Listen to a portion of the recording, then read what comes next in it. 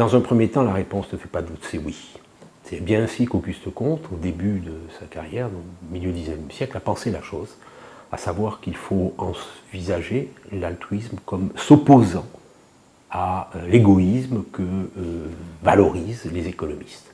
Or, Auguste Comte pense qu'une telle valorisation unilatérale de l'égoïsme ne permet pas à une société de se développer pleinement. Il faut quelque chose qui soit commun, liant. Il faut des actes généreux des individus les uns vers les autres pour former une société. La première chose à laquelle on peut penser, c'est bien évidemment les dons au sein de la famille.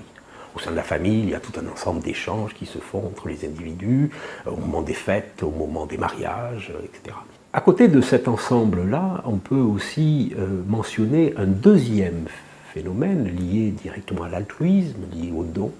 Eh bien, ce sont les phénomènes qui sont rapprochés de ce qui se passe avec l'intervention des ONG, mais aussi l'intervention d'institutions comme l'Établissement français du sang ou l'Agence française de la biomédecine, qui vont, eux, s'occuper de mettre en place une autre forme de don, le don que l'on peut appeler un don qui passe par les organisations, parce que ce sont elles qui, lorsqu'il y a par exemple le tsunami de 2005, c'est elles qui vont collecter les ressources pour ensuite acheter de l'eau, du riz, des couvertures et les apporter aux populations du sud-est asiatique qui ont si lourdement souffert.